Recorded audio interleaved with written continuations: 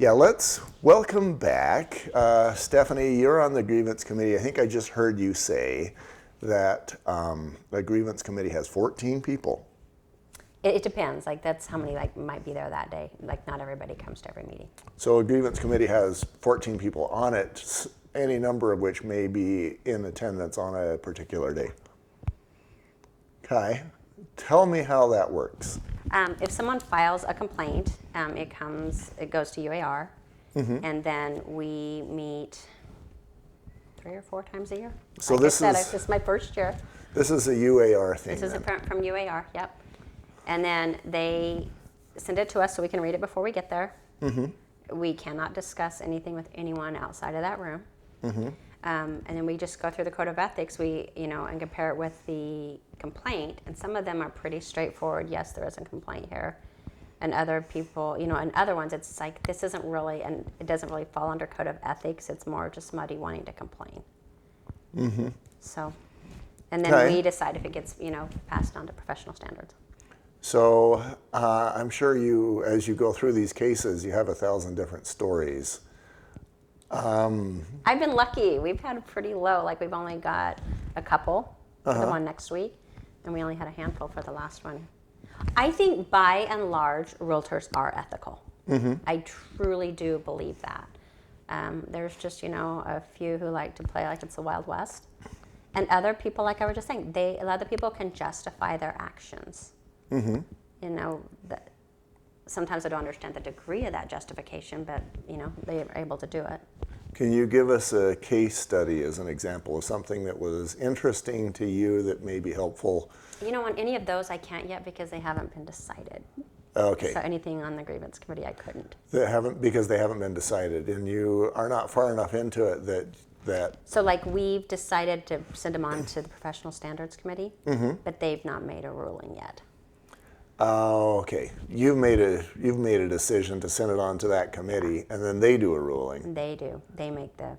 Okay, and because they haven't done a ruling, none of the stuff you've been through can be talked about. Yeah. Bummer. So let's say that I don't know, slash somebody's tires because I didn't like the way they did business. I get turned in for ethics by another realtor how does he turn me in for ethics? Does he go to his broker or UAR? UAR? Broker first, and then you can file an ethics complaint with UAR. So the broker files the ethics complaint with UAR. Or the agent. Or the agent. You can file that. And then now that's in the hands of the UAR who calls all 14 of you guys. It gets sent to us, and then we meet, I want to say it's quarterly. And then we go over all of the complaints at that point. Okay. And then if you decide that my tire slashing was a breach of the code of ethics, then that goes on. Yeah.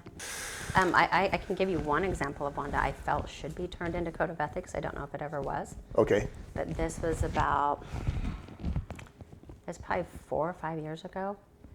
And we had an agent from another brokerage post that they were going to be accepting offers until, let's say, Friday at 5.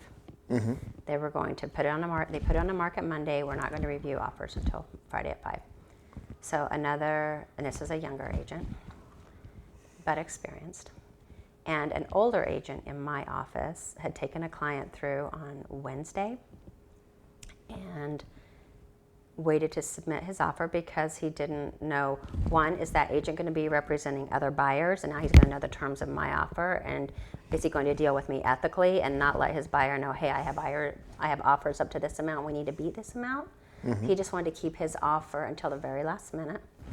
So he submitted his offer Friday, let's just say Friday morning, and that agent said, oh, we accepted an offer last night.